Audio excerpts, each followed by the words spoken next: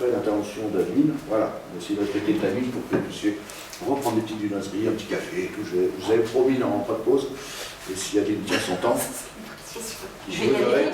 Voilà. Je vais vous parler, comme Fabrice disait au tout départ, de notre plateforme de formation en e-learning. Donc c'est une plateforme qui est développée par Précon Consulting Group. Donc Précon en plus court, mais c'est vrai qu'en français, Précon, c'est pas... Alors en anglais, c'était Preventive Control. Voilà, c'est pour ça que ça s'appelle Précon, mais... Pas génial en français, c'est vrai que c'est pas génial. Donc c'est un cabinet hollandais qui existe depuis plus de 30 ans et il forme par an plus de 65 000 personnes de l'agroalimentaire, donc plus de 50% des salariés dans l'agroalimentaire. Donc c'est quand même une société qui est... Via cette plateforme. Via cette plateforme, ouais. Donc c'est quand même très reconnu en Hollande et ça va devenir très reconnu en France. Alors pour quel public ? Alors c'est pour tout ce qui va être nouveaux salariés, intérimaires, ou les salariés tout simplement de l'entreprise, soit pour se former sur les bonnes pratiques d'hygiène ou autres, on va voir tout à l'heure, soit pour les salariés déjà en poste de manière à maintenir leurs compétences, ou encore pour les agences d'intérim de manière à former en fait les personnes qu'ils vont mettre dans les sociétés, dans leurs sociétés clientes, de manière à ce qu'ils soient déjà formés quand ils arrivent à leur poste. Alors aujourd'hui, on a 6 programmes de formation. Donc là, ce que vous voyez plus ou moins bien, du coup, vous verrez de toute façon sur le support, mais c'est un export en fait que j'ai fait de la plateforme côté administrateur, puisqu'en fait, il y a un côté administrateur, donc pour la personne qui va gérer les formations en e-learning dans l'entreprise, par exemple le RH ou responsabilité en fonction. Et puis vous verrez tout à l'heure, il y a un côté bien évidemment salarié, donc apprenant.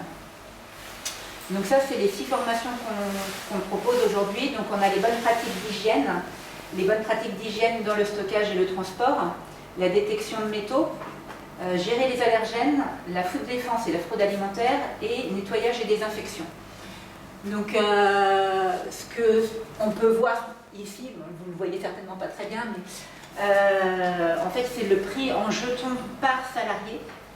Et donc les jetons coûtent 1 €. Donc par exemple, si je prends la formation bonne pratique d'hygiène, eh bien la formation coûte 55 jetons, donc 55 € par salarié à former.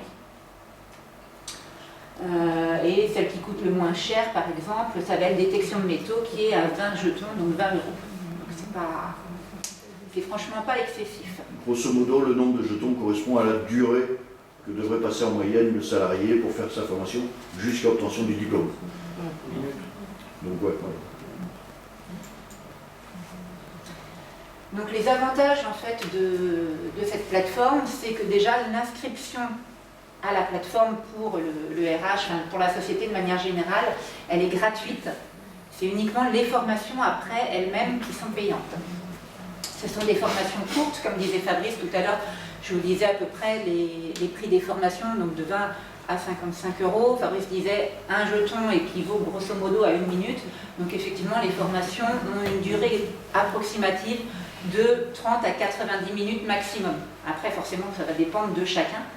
Mais grosso modo, c'est ça. Ce sont des formations qui sont interactives et dynamiques. Il y a des petites images avec des petits quiz, il y a des petites vidéos. Voilà, ça, c'est pas juste du blabla et à apprendre, etc. Il y a vraiment plusieurs petites activités. Le tarif qui est économique, hein, ça vous l'avez vu juste avant. Et puis, autre avantage, à la fin de la formation, pour valider la formation, il y a un quiz auquel doit répondre l'apprenant. Et s'il obtient 75 à 80% de bonnes réponses minimum, eh bien il va avoir réussi sa formation et du coup il aura un certificat qui sera émis.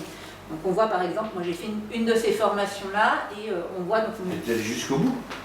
Bah, t'as vu un peu. Donc voilà, il y a un petit certificat comme ça qui sort et donc qui peut être présenté pour les audits notamment, si on vous demande, voilà, est-ce que vos employés ont été formés en BPH ou autre, vous pouvez sortir le certificat. Deux avantages sur ce certificat, c'est qu'un, il est nominatif, il n'est pas au nom de la société, il est au nom du salarié qui se forme, ce qui fait que même lui peut garder ce certificat. Si c'est une agence d'intérim par exemple, lui il faut prouver à chaque employeur qu'il a été formé. Et deuxième élément sur les formations, quand on parle de formation courte, 30 à 90 minutes, allez, on va dire que si le salarié n'a que 30 minutes, qu'il n'a pas fini sa formation, il va aller jusqu'au bout, le lendemain ou le surlendemain, voilà, il va pouvoir revenir dessus. Ou l'entreprise peut réaccorder 30 à 40 minutes supplémentaires pour qu'il le fasse. Et tant qu'il n'a pas validé, entre guillemets, son diplôme, la session est ouverte. À partir du moment où il a validé son diplôme, l'accès se coupe, et effectivement, il ne peut plus y accéder. Mais même si ça dure 1 an, si on est vraiment une entreprise qui met policien et un employé qui aura un peu de mal, ça peut durer 1 an, 2 ans. Alors nous, ce qu'on recommande aussi aux entreprises, c'est peut-être s'ils font une formation pour 2 ou 3 personnes, c'est peut-être qu'il y ait quelqu'un accompagné, parce qu'on a de plus en plus quand même de salariés étrangers qui ne disent pas forcément le français, qui ne comprennent pas forcément le français, donc déjà expliquer un peu. Il y a des salariés qui ne sont pas du tout encore habitués au numérique et au digital, donc voilà, il faut quand même quelqu'un pour les accompagner un peu. Donc ce qu'on leur dit, nous, c'est mettez quand même quelqu'un juste pour surveiller un peu et les rassurer pour utiliser les formations. Le quiz aléatoire, c'est-à-dire que les questions qui vont changer. Ouais. S'ils sont par exemple 3 dans la même salle, les 3 ne vont pas avoir le même quiz. Ce qui fait qu'ils ne pourront pas dire toi t'as mis quoi là et toi t'as mis quoi, c'est pas possible. Et s'ils refont le quiz une deuxième fois, il ne va pas avoir le même quiz à nouveau.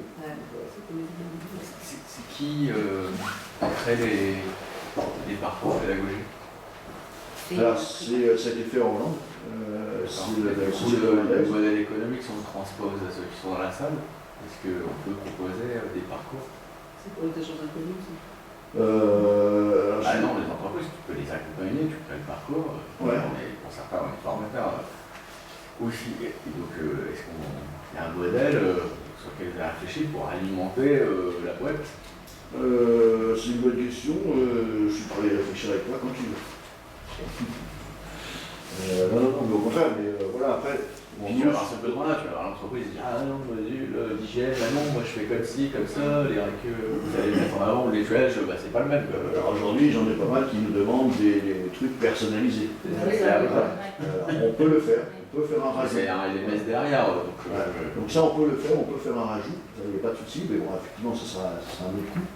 C'est pas grave, c'est l'ingénierie pédagogique, il faut que c'est fait, parce que c'est visualisé ou c'est que pour une société. Non, mais là, c'est pas de la page qui va changer.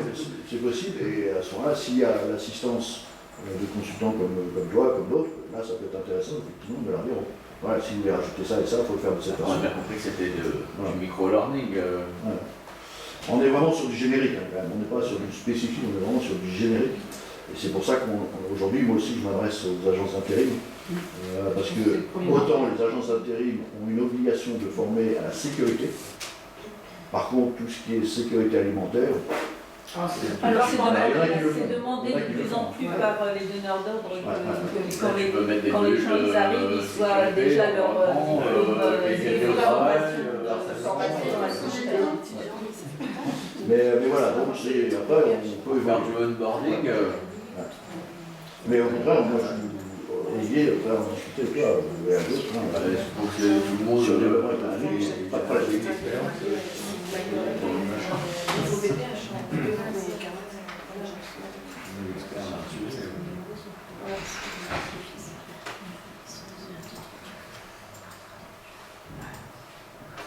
Donc là, en fait, je vais vous montrer un petit peu le côté administrateur de la plateforme.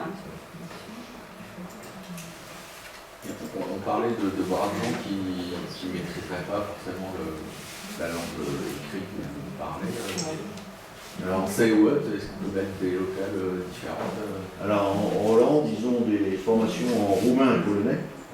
Voilà. Sauf qu'aujourd'hui, pour l'instant, on ne l'a pas encore fait en France parce qu'il a fallu déjà réadapter les formations qui venaient de la Hollande à la France, parce que les organismes ne sont pas les mêmes, bien évidemment. Mais l'idée, ça va être de faire effectivement du polonais et du roumain aussi dans la suite sur les formations françaises. Ouais. Mais voilà, après, si demain l'intelligence artificielle nous permet de traduire immédiatement les formations, voilà. Non, mais voilà, donc ça, ils sont en train d'y réfléchir. Moi, j'ai travaillé il y a pas longtemps dans une boîte où c'était que des Africains. Et les chefs d'équipe, même à l'accueil, ils ne pouvaient même pas leur parler, leur expliquer, parce que même pas l'anglais, le français, rien. Je disais hier, en Bretagne, on a quand même 70 000 travailleurs immigrés dans l'agroalimentaire. 70 000 70 000. C'est énorme. Là, il y a 5% de la masse salariale.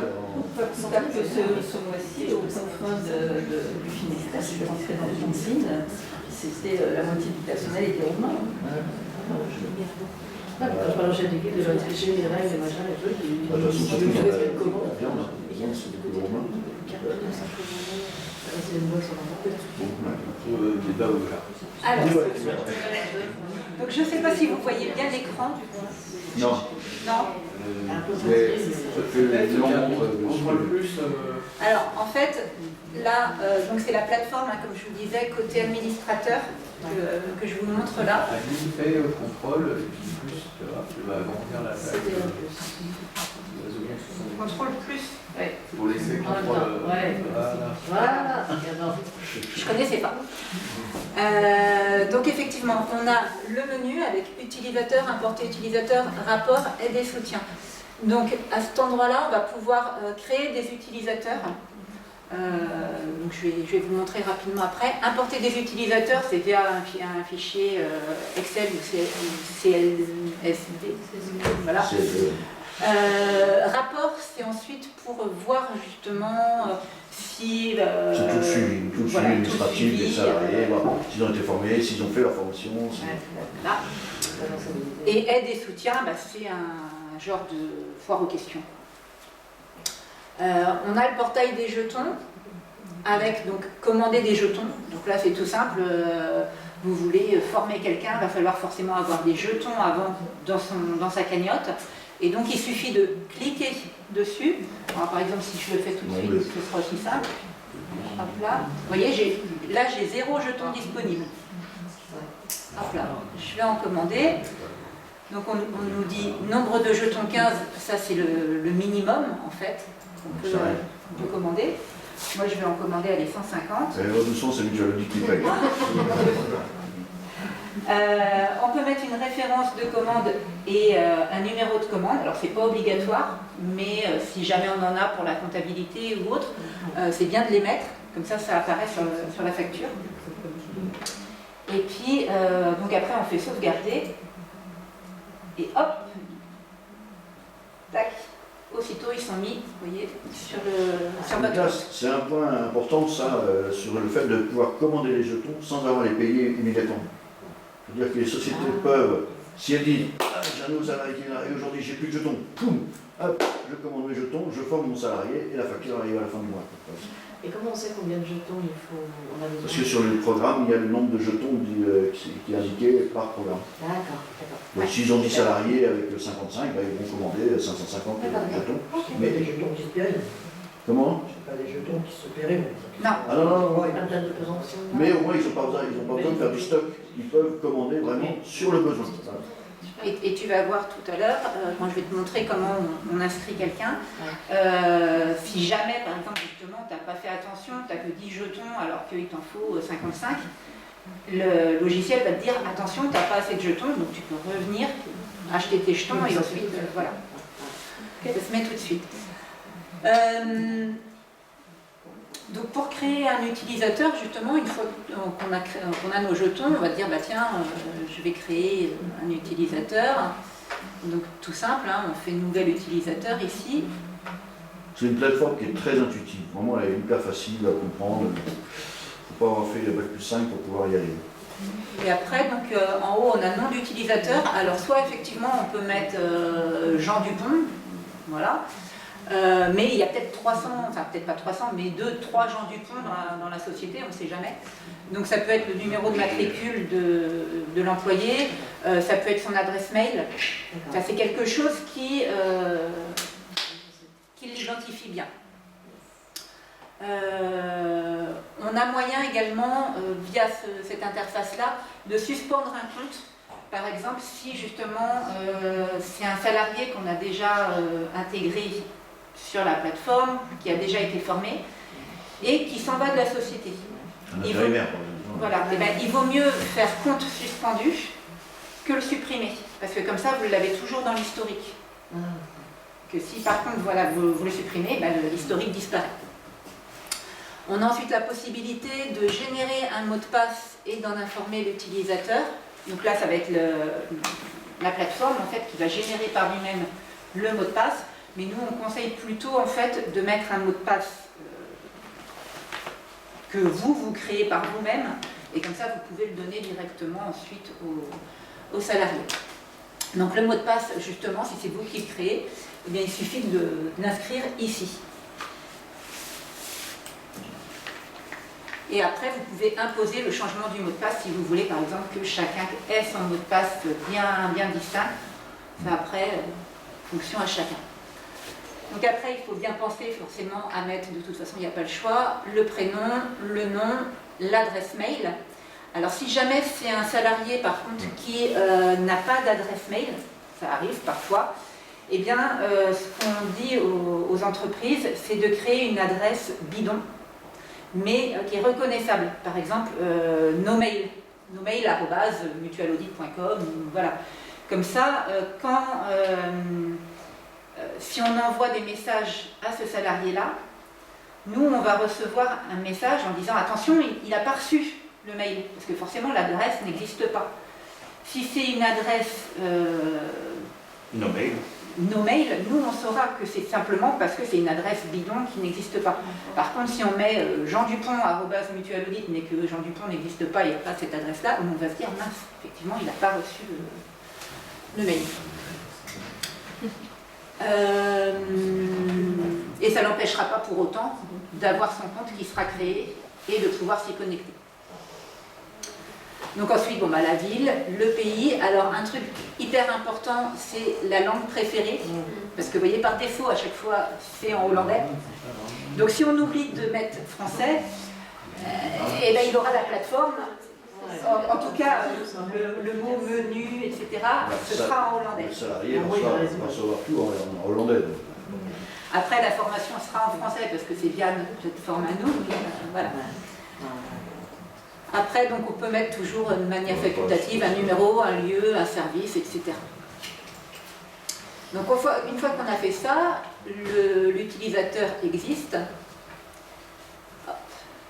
Et il suffit d'aller dans « Relier des utilisateurs ». Et donc là, on retrouve en fait le petit tableau que je vous avais mis sur le PowerPoint. Justement, les jetons à côté, à droite. Ça va beaucoup d'informations. Voilà, donc là, on a en fait une petite image qui représente la formation. On a une petite présentation en fait sur la formation. Et si on veut, on peut cliquer ici sur « Plus d'infos ». Et on va avoir vraiment le descriptif, le programme détaillé de la formation.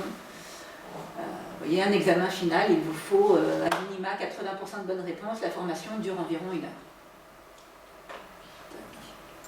Voilà. Et donc, en admettant qu'on veuille inscrire quelqu'un à gérer les allergènes, par exemple, on va cliquer dessus. On va faire suivant. Donc là, soit on peut effectivement relier des personnes, donc inscrire quelqu'un à la formation, ou alors on peut lui envoyer un rappel. Si on voit que la formation n'a pas été faite par le salarié, on lui envoie un rappel pour dire « N'oublie pas que tu as cette formation à faire ». Voilà. Et là, du coup, après, il suffit de choisir son utilisateur. Donc, à la limite, hop, ça va être pour moi. Tac. Donc, on clique sur la ligne. Là, ce qu'on voit, c'est que je suis déjà inscrite, en fait. Non, on me met justement la formation « Gérer les allergènes ». Hop. Donc, on fait suivant. Alors si on laisse ici cocher, sélectionner cette option pour envoyer la convocation de la formation aux utilisateurs sélectionnés, le logiciel va envoyer de lui-même un mail en fait à l'apprenant en lui disant voilà, vous êtes invité à telle formation, vous pouvez la faire. Par contre, si jamais vous souhaitez envoyer vous-même un lien ou lui dire de vive voix ou autre, dans ces cas-là, vous pouvez décocher. Et on voit donc que la formation sélectionnée, c'est gérer les allergènes, et l'utilisateur sélectionné, ben là c'est moi-même. On fait oui. Si la formation avait déjà été faite, il y aurait une indication comme quoi elle ne pouvait pas être inscrite parce qu'elle a déjà fait cette formation. Et donc je vous disais, après il y a les rapports qu'on peut aller voir. Tac. Et si je filtre, hop.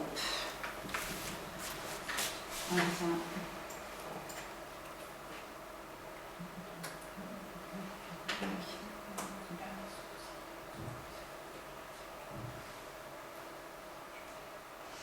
Voilà. Donc là, on voit par exemple que j'ai déjà fait la formation détection de métaux, je l'avais déjà faite en fait. J'avais été inscrite le 31 janvier 2025. Je n'avais pas terminé. Oui, mais c'est bizarre, il me met terminé non, mais il met une note de 100%. Oui, merci. Il y a un bug. Donc on voit BPH dans le transport où on a vu le certificat tout à l'heure.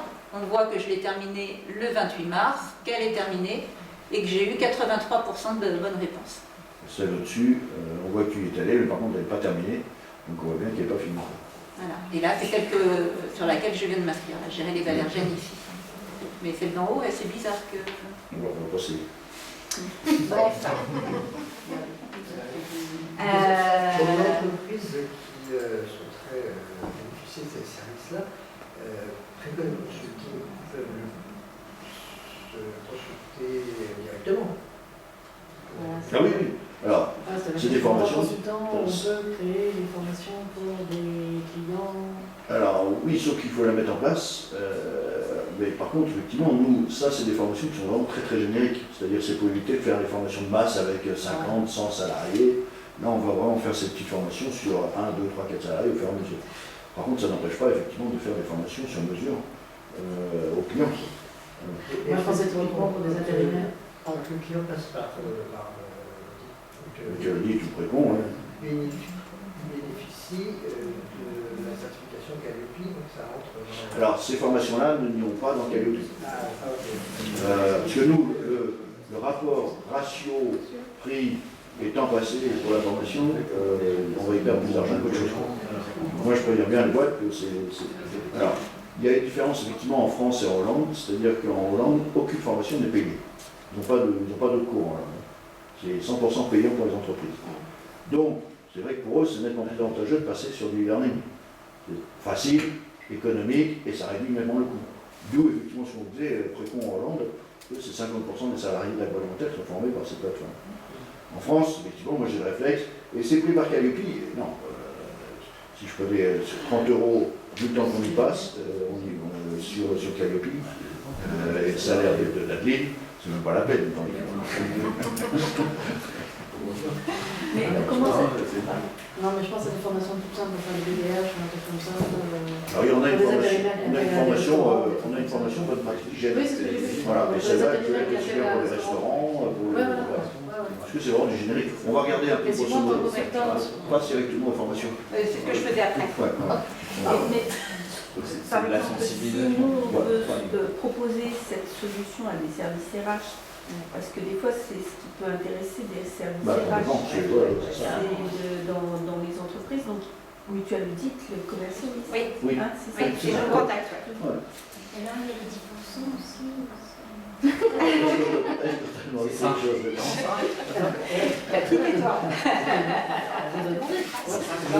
Je n'ai pas de porte-parole, pour l'instant je ne peux pas en aller sans la présence des représentants de Preventive Control. Et donc là, pour terminer sur le côté, on va dire, administratif de la plateforme, on a moyen donc de voir, toujours dans la partie rapport, les certificats qui ont été émis. Et donc là, par exemple, si on clique sur celui-ci, hop, on peut vérifier. C'est comme celui de Coco. Ça charge.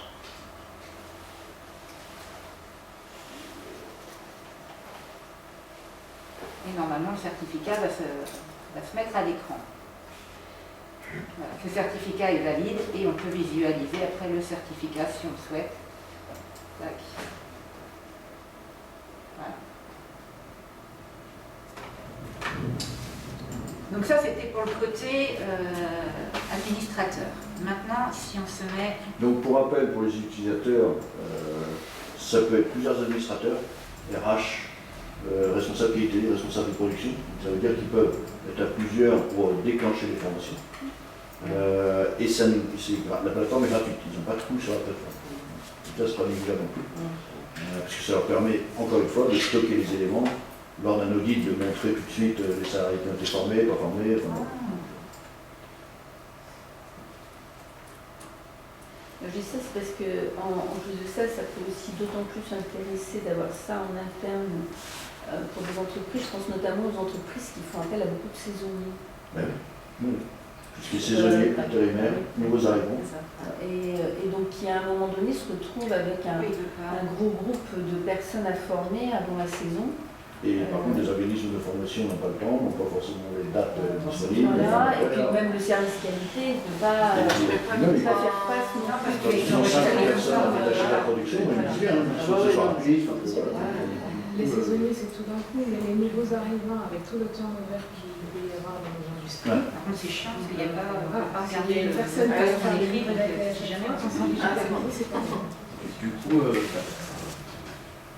mais par rapport vous, à votre LMS, Par rapport à mon LMS, qu'est-ce que tu veux dire? Typiquement, pour héberger les trucs, ou sur un LMS à toi, tu peux héberger des formations. Ah oui. Là, c'est parce qu'elles existent et qu'elles sont traduites en français. Oui, parce que tu verras, il y a quand même un travail derrière. Ça, c'est l'ingénierie. Il y a tout un travail de création, de tu peux faire autre. Non, on pourrait faire ce qu'on veut. Pour l'instant, j'ai pas envie, j'ai pas le temps. Oui, non, c'est pas plus que. Et puis c'est fait, il faut savoir que Preventive Control, c'est quand même un cabinet de 120 consultants, 12 millions de chiffres d'affaires, et c'est pratiquement l'agence numéro 2. La valeur ajoutée, c'est pas la conseil de qualité, voilà, plus de ce qu'il y a dans la plateforme. C'est des gens, c'est des experts aussi, quand même. Voilà. Il faut voir un bonus de formation. Ouais. Là, tu vas voir. Donc voilà, donc là je me suis connectée en tant qu'apprenante, et si on voit donc là la formation bonne pratique d'hygiène, et on voit accéder au cours. Hop. Donc là, on va cliquer dessus.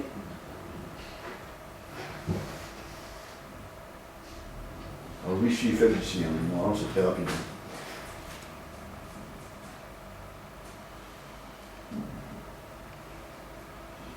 Voilà, donc là, à chaque fois, il y a une petite présentation de l'information. En haut, on voit la progression, donc là, on voit 10%. Et donc après, on va défiler un petit peu. Donc, bonne pratique d'hygiène pour assurer la sécurité des aliments. Bienvenue, si vous travaillez en contact avec des aliments, vous devez travailler de manière sûre. Mais pourquoi faites-vous cela? Dans ce cours, vous apprendrez comment et pourquoi être le garant de la sécurité des aliments. Les aliments peuvent être ou devenir nocifs pour votre santé. Que pouvez-vous faire pour prévenir les aliments nocifs? Dans ce cours, vous obtiendrez une réponse aux questions suivantes. Hop là. Pourquoi est-il important de travailler de manière sûre avec les aliments? Comment les aliments peuvent-ils être nocifs pour vous en tant que consommateur? Quels sont les micro-organismes et comment pouvez-vous les éliminer? Quels sont les allergènes et comment peut-on prévenir une contamination? Comment l'hygiène d'entreprise peut-elle contribuer à la sécurité des aliments et quel est votre rôle à cet égard? Qu'est-ce que l'HACCP et comment cela fonctionne-t-il? La formation se termine par un examen final. Si vous avez obtenu suffisamment de bonnes réponses aux questions de l'examen final, alors vous avez réussi. Les questions intermédiaires de la formation ne comptent pas dans votre score. La formation dure environ 60 minutes. Avec le menu en haut à droite de l'écran, vous pouvez facilement naviguer en arrière pour relire des informations. Vous pouvez suivre la formation en intégralité ou en plusieurs fois. Il se peut alors que vous deviez refaire certaines parties. Et là, hop, on a un petit fil. On a du son.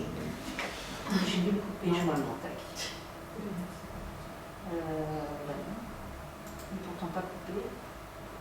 C'est pas grave. Les gens qui pouvaient passer par l'HDMI du vidéo, il y en a pas. On pourrait mettre le son sur l'ordi, Bah ouais. Pas grave, continue, ceci.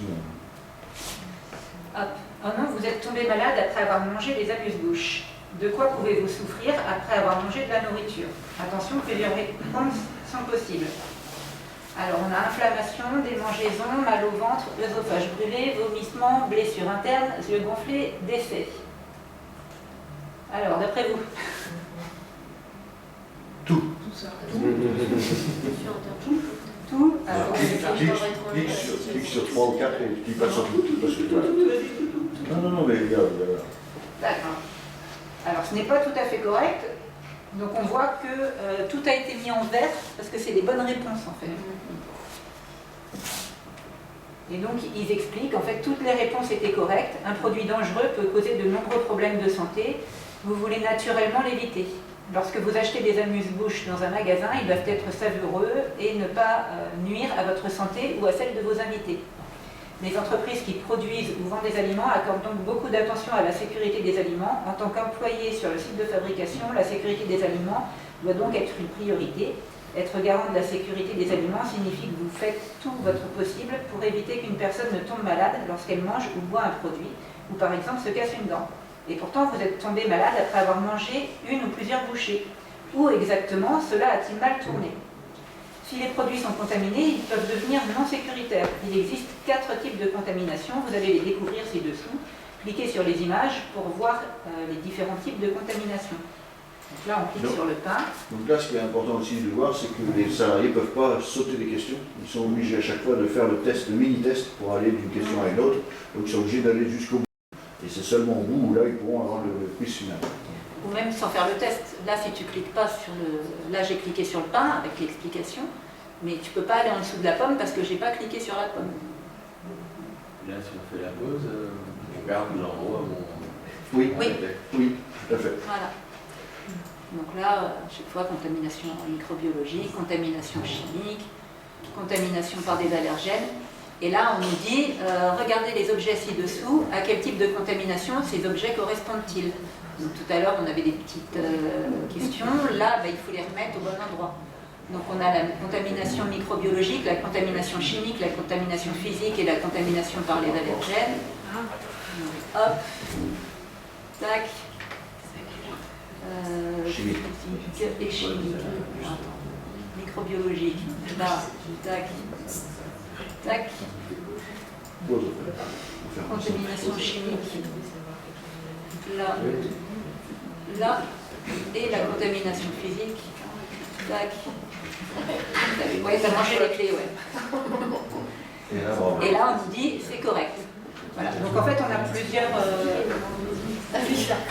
plusieurs types de questions comme ça, et puis ça continue, ça défile. Hop. Si je sors maintenant, tac, hop, on va revenir sur le...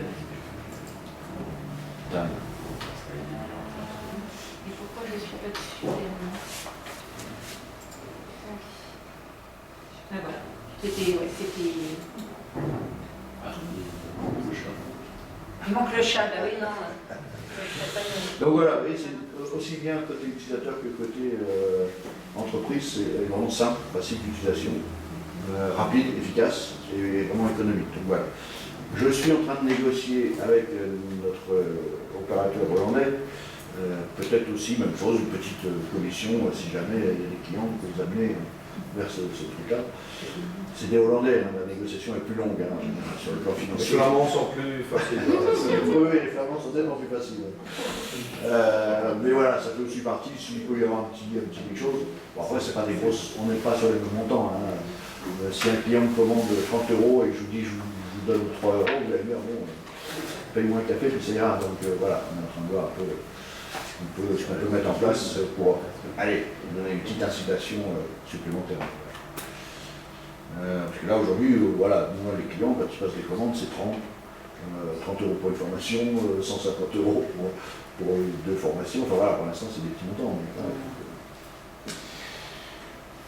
on est dans les temps.